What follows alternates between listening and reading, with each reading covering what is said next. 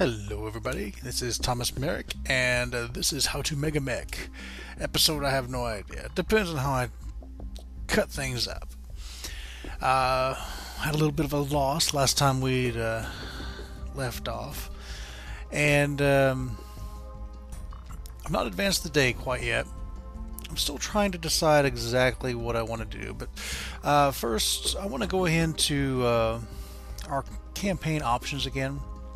I wanted to adjust a few things. Now, you're going to notice this a lot, especially in this first contract. I'm still trying to get a feel for these rules. Because I'm bringing you with me, letting you see how things work out, and letting you see me even, fail a little bit here, or at least explaining the fail. I guess I didn't let you see the entire maintenance fail thing, but I'm still oscillating whether or not I want to keep this on. For now, with a -1 modifier, I'm going to, but I think I am going to go ahead and turn on the quirks, because they just kind of add a little personality to the mechs. I was not sure if I wanted to have those on at the same time as these. And the quality modifier should still apply to the normal repair rules. Delivery time, all this other stuff. But let's go say, for this first contract especially, we're going to be trying out some different things. You might see me adjust things and so forth, some things in the rules here. So just be expecting that. I really need to go over these rules a little bit more with you guys at some point.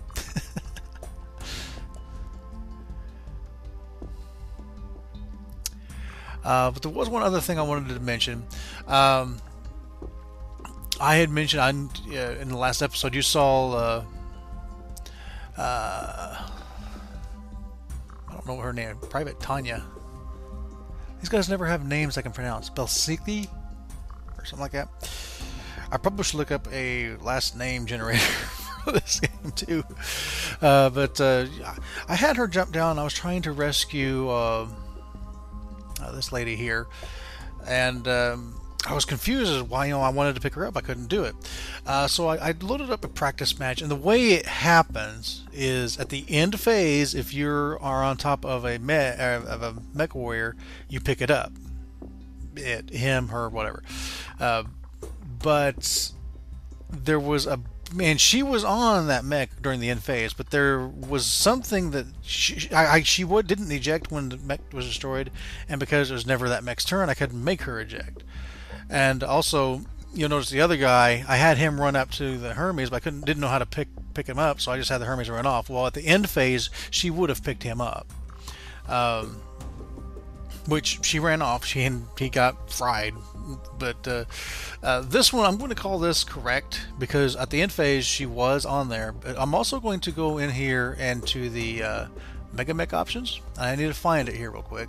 There is a rule that they will automatically abandon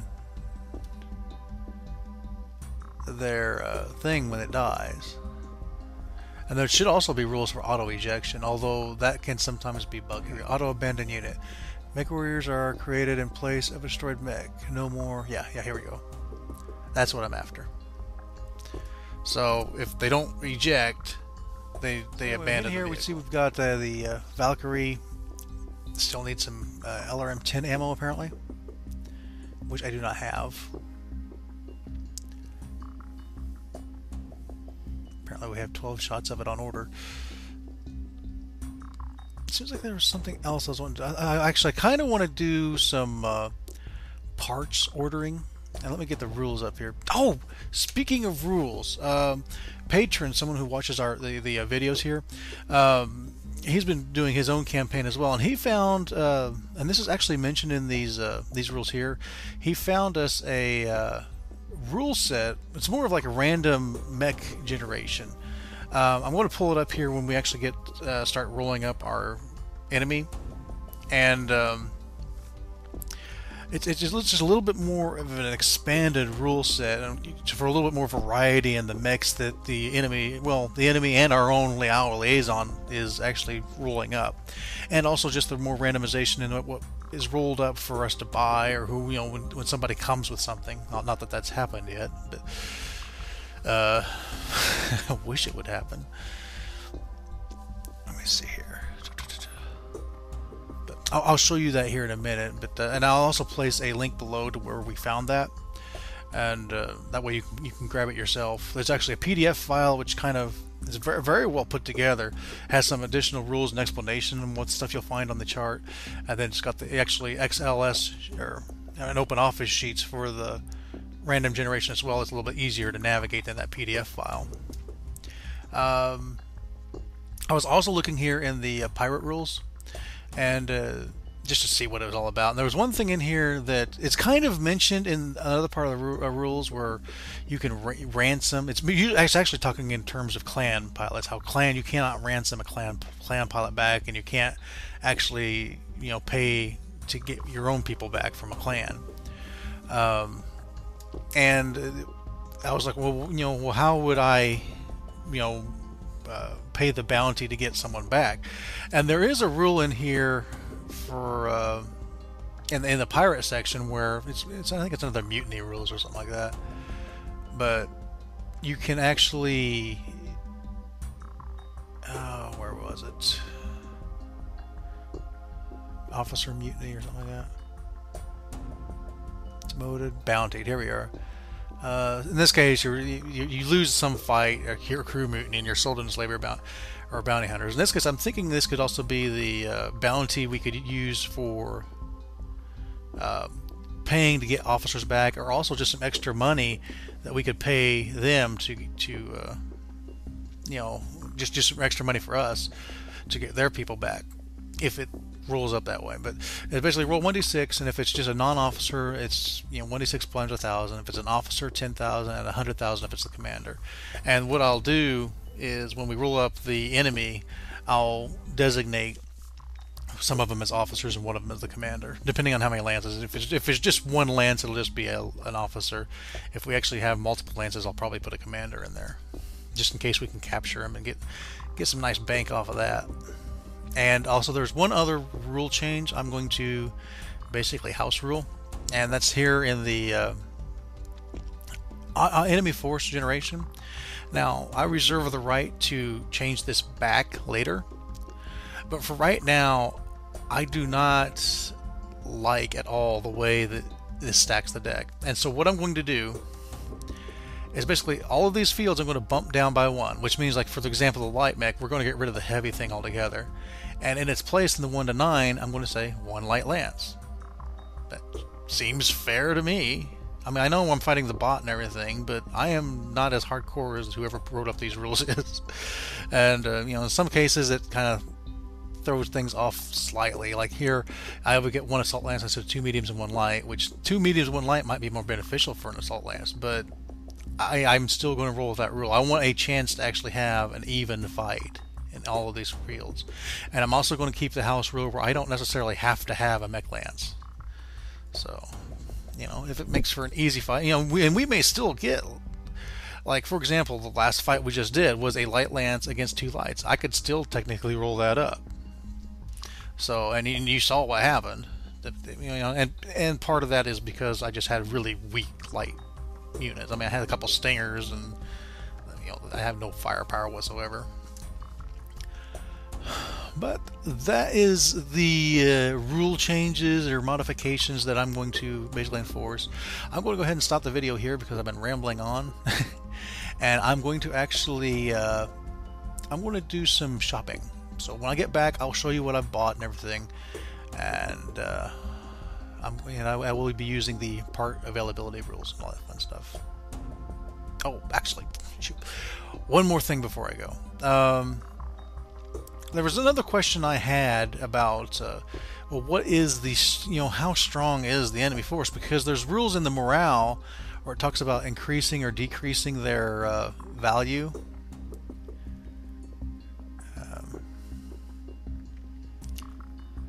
Reduce operations, roll number. I don't know. There's somewhere in here where it talks about actually increasing or decreasing their ability and their actual unit rating or whatever.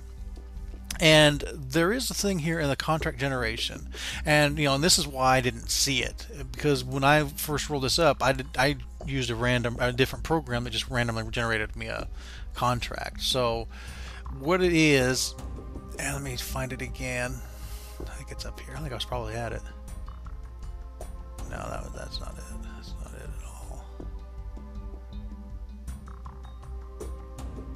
Is this it? No. This is it. Here it is. Okay, well, basically when you roll up a contract, the enemy, you roll up to see how strong and what quality rating the enemy is, and also what your ally is. Now, because I didn't do this, I'm going to call them, the enemy and the ally, regular at D quality Dragoon rating, or so they're quality rating D on their units. So that's going to be for both them and us. In the future, we'll use this, but for now on, we now know we're fighting regular units for this contract anyway. So I'm going to be happy to get out of this contract because I really wish we would have used these rules. I was actually half tempted to actually just start over, but I'm kind of attached to my dudes here. So that said, let's go ahead and pause while I do some shopping. Alright, I'm back. I really didn't buy a whole heck of a lot, really. Just ammunition for the types of some of the mechs we have now. Lots of ammunition. Let me see, our money's at 1.6. One thing in the rules, if you're looking for it, ammunition can be bought at one level lower than there it is, AC autocannons 1. Special ammunition is at the same level. Earlier I actually bought some NARC SRM missiles or LRM missiles. I couldn't actually, you can't technically do that because I'm not at a level 2 area, and specialty, NARC would be considered specialty ammunition. So in the future we know I can't do that, I think. Yeah, LRM launcher is level 2 equipment. So anyway, no big deal really, but stuff for the futures. And I don't think I have anything else I can have anybody do. So I'm going to go ahead and move us to the next mission here, which is on the 16th. I am on the right day, right? Yeah. So advance the day. Okay. So this dude, hey, a foot actuator arrived. Basically caused some medic. I think he is a green though. I don't really know how to check her status, like her wound status or whatever.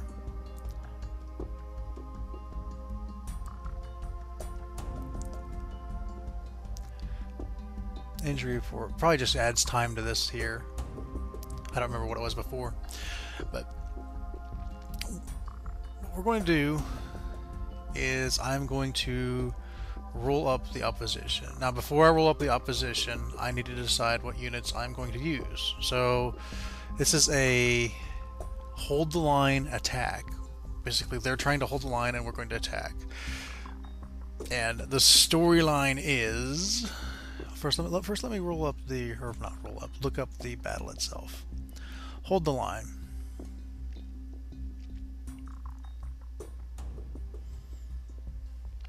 It's right here somewhere. Okay, we can use anything. They have to use combat for the defender. We start on a map edge. They start in the center. I guess we'll probably randomly roll it up. I'm not the defender, so that doesn't apply. We have to defeat half of them. They have to defeat a third of us. And the winner controls the battlefield at the end of the battle. So, storyline is, old Carl here is a bit upset at the overwhelming force that basically hunted down our Harpy Lance, and injured one of his pilots. But he's also recognized an opportunity.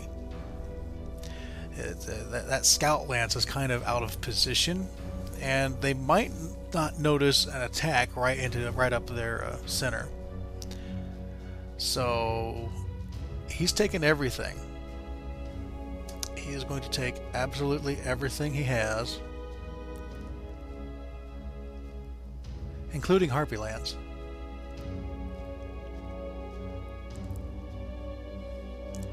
And we are going to kick some butt. Or die trying.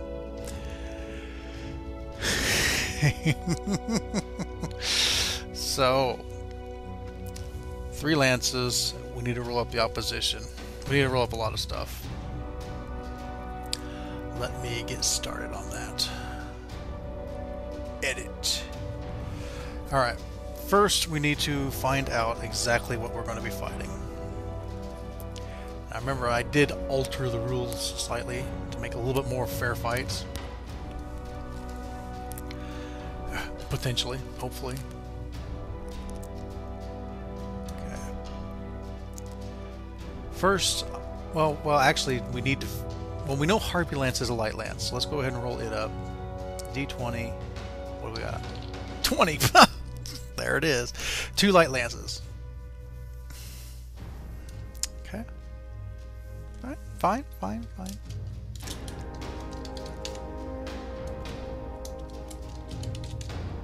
I'll roll a vehicle thing here in a minute. I need to go back and find out the actual tonnages here. Oh, it actually conveniently puts it up there for me. Nice. Nice. So this is 225, which means it is considered to be a heavy lance. Okay, what about the other one? 270. Also heavy, so 2 heavy lances.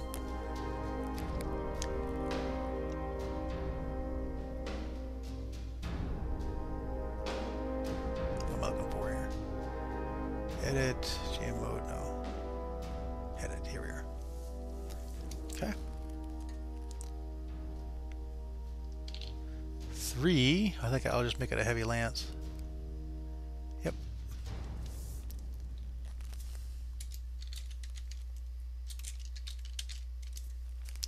And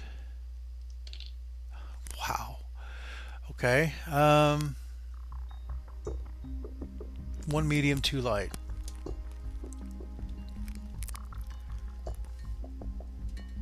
Looks like we didn't catch the lights off the guard as much as we thought, huh?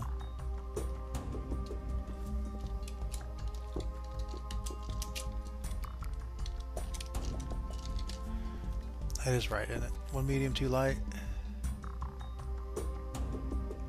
Yep. Okay. So they have 2 companies to R1. Yeah, I mean, I'm changing the rules a little bit to make more fair fights, and we roll this up. Wow. Wow. Okay. First, let's see what the light lances look like.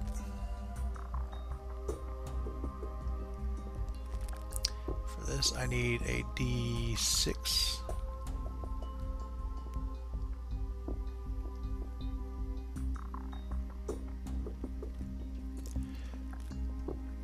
Alright, first lance is a vehicle lance made up of lights.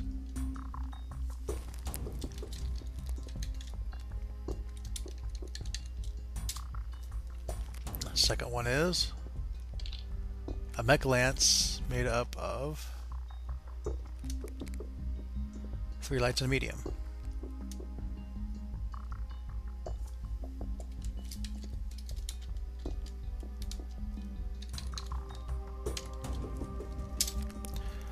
Alright, the heavy lance is a mixed lance, which is heavy. Two heavy vehicles, 2 heavy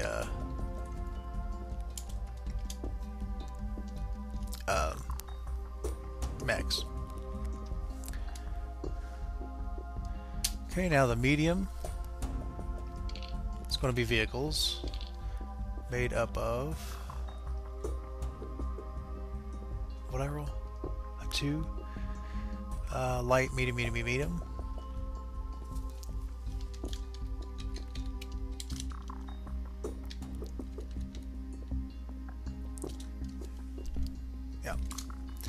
Now the other light ones are going to be vehicle made up of lights.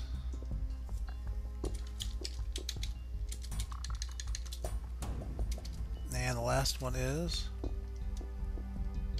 vehicle made up of more than just lights. 3 lights and a medium. So not, well, I don't know, it's potentially problematic. Lots of vehicles, not very many mechs.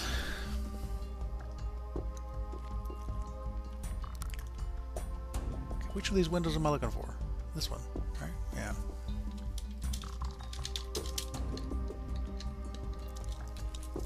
Alright. Now, okay, let's roll up the rest of the battle here.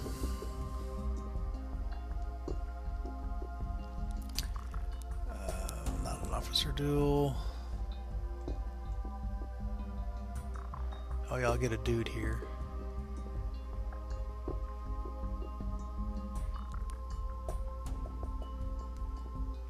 Alright, I need 2d6 in order to roll up terrain.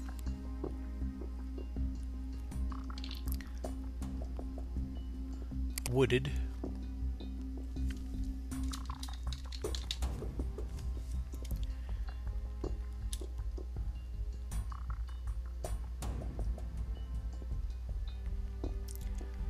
Let's see here, wooded. Dusk Dawn. We'll call it a dawn attack. And it's still snowing. Good. And we come in from the south.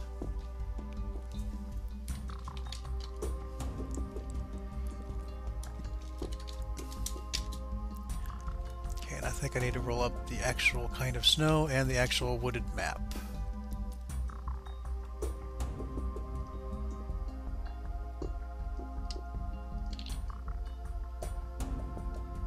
Okay, the snow's lightened up a little bit.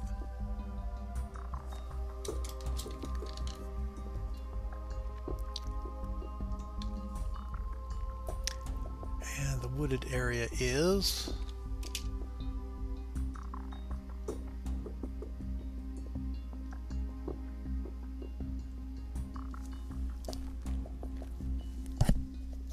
just a d6 roll in it, yeah.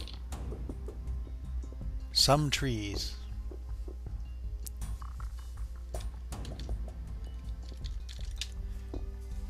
Oh, and I also need the dimensions of the map.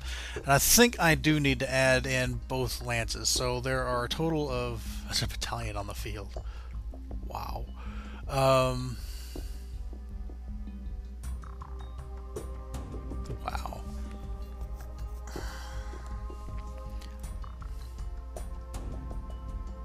So, first I roll my d20. 16. That's a number. 20 by 20 to start.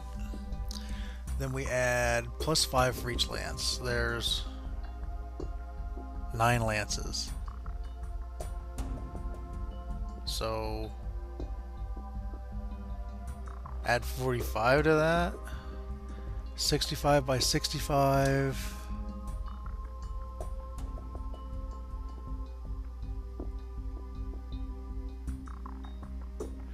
$65 by 65. It's gonna be a big map. It's gonna need to be a big map.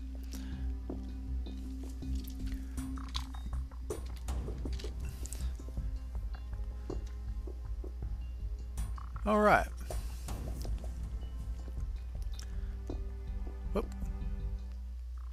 So I'm also going to go ahead and roll up both who our liaison is and what the enemy is. And we'll go ahead and start with the liaison. Okay. And to do this, I'm going to need to pull up our fancy new sheets here. I'll also roll up our civilian unit. There's two... Here, let me pull it up. There's actually... This is the PDF file that kind of gives a little description of the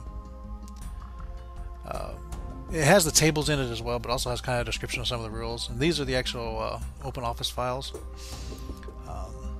ahead and open this one up.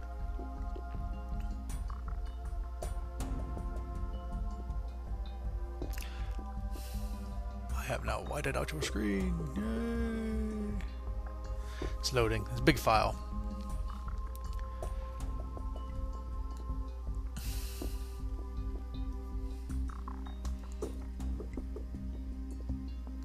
Okay. Let me shrink this down so you guys can see it a little bit easier.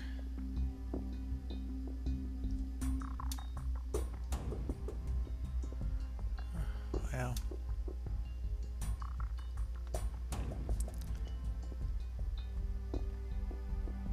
That's good enough. Okay. This is the spreadsheets. Down here on the bottom, you see a bunch of tabs. It's for different factions at different times of the year. Or times of the year.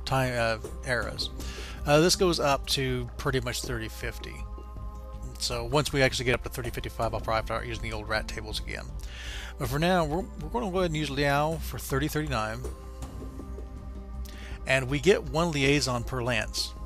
So we get 2 mediums and 1 light. So the way this works is you roll 3d10. And that's going to be a percentage dice. Now, if you don't know how that works, basically you roll the dice, then you read them straight across, and that's your percentage. So for example, 260, that's a 10, it would be 260. And if you rolled 3 10s, that would be 1,000. But we'll go ahead and use this roll for our first one. 260 on the Liao table for 3039. And because they are D rating, like we mentioned earlier, they get a minus 50 to this roll. If they were F rating, they would get a minus 100. C is neutral. B you get plus 50, and then A you get plus 100. That's the way that works. It's 260. We're on our lights, so this will be what joins Harpy Lance. What did I roll? 260. So 210. So they're going to get a stinger because they go from this number to this number. 210 falls in between it. Either way, it would have fell between this. So stinger 3R is going to be what joins Harpy Lance.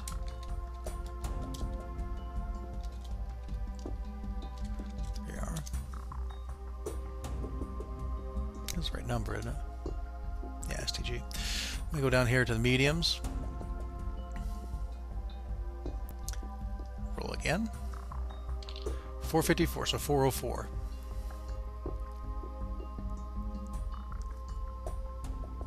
Vindicator. VND1R. That's a Liao Meg for sure.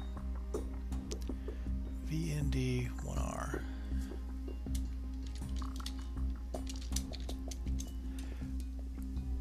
And finally 124, so that would be 74. Vulcan, VL2T.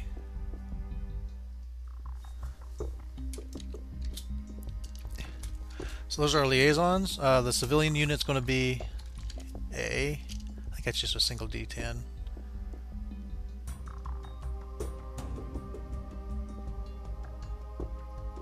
Yeah.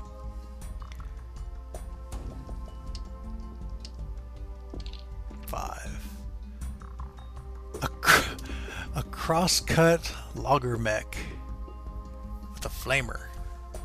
Okay.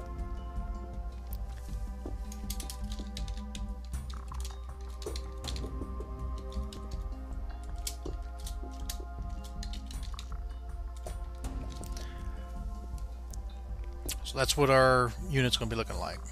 I'll probably roll up stats for all these guys too. They're all considered regular, except for this guy's going to be green. And I will apply that when we get there. But I'm going to go ahead and stop recording while I roll up all these vehicles.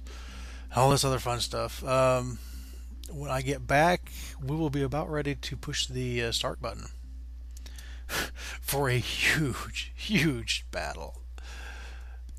All right, see you then. All right, we're back. And This is what we got lined up.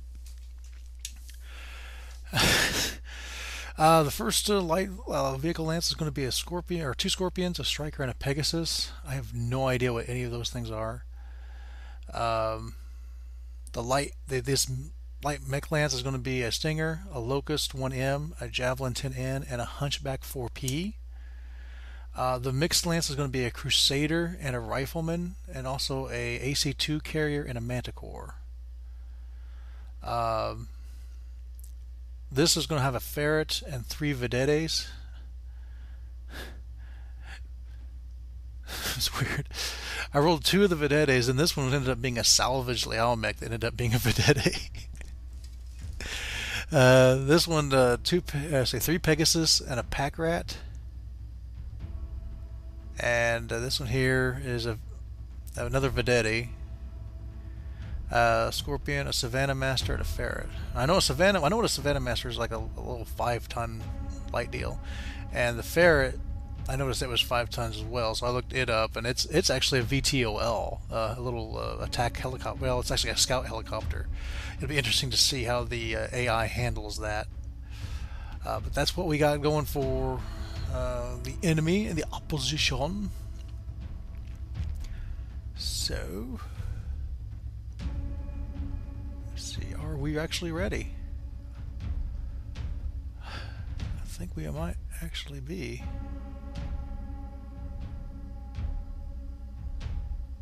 Already saved. We're on planet, 100% charged. The Federated Commonwealth on Nanking. All of our dudes are ready to go. Well, it's not a defensive mission, so that doesn't matter. We got our one rescue guy here ready to pull whoever out of the wreckage of their mech. This is going to be a big battle. I'm looking forward to it, but at the same time I'm also looking at the time. So through the magic of the interwebs, I will have had sleep, and it will take no time for you at all. Just like real sleep for yourself. But I'm excited. Alright. We'll see you in Megamek, and I'll go ahead and get everything all set up. And what I'm going to do, but before I record again, and what I'm going to do is all of these people, I'm going to assign. I'm going to basically use the company creation rules to assign them a regular, or green in the case of our civilian guy, a regular ranking here. So there might be a couple 3-4s, and I will also look into tagging certain people as the commander. Probably that Crusader mech will be the commander, and then each lance will have an officer as well, just in case we happen to capture one. So that'll be fun and interesting, and we will do it for you right now. Alright, I'm back, and I have everything generated up here. Here is the board that we are going to be fighting on, and they weren't kidding when they said some trees. There are a few out there. Of course, the enemy's going to start in the middle, and we're going to start in the south. I think the entire south is where we can start. So I will have to make a tactical decision when we get there. So, and also the units are all set up. Here's all of us. This here's our little extra helpers. The logger mech. Take a quick look at that. I've never really seen one of these before. Just got a little flamer on it. That's pretty much all it has. It's moves 3.5 and has 30 tons, so it'll probably die pretty quick. Here you can see our battle values. Our battle value is 16,934. Theirs is kind of combined total of about 1,200. So we do out battle value them. However, they only have to kill a third of ours. Hopefully they don't kill any of ours. And we only have to kill half of them. So I go ahead and come down here. I'll show you how I did the ranks here. Basically, I just put a rank for him. I have this guy be a major, so he is actually the overall unit commander. I think their javelin down here is supposed. No, not the javelin. The hunchback is a lieutenant. because he's the lance commander at fair. And then down here, I think for one of the vedettes, I made a captain. And I also over here, you'll notice I split the AI in two, because in the help for Megamek it says that 12 is probably the most you can put in a bot before you start getting degraded performance. So what I did is I went ahead and split. One company is the Davian commander, has a Davian commander. The other company has a Steiner commander. So they might be not necessarily working directly together, although they're still going to be shooting at us. So there is that. Also, I was doing the rolls. They were rolling pretty poorly for their skills. So a lot of these guys are 4/6s. There are a few 3/4s, but not many. Most of them just ended up being 4/5, which is basic for regular troops. So Crusader, there it is.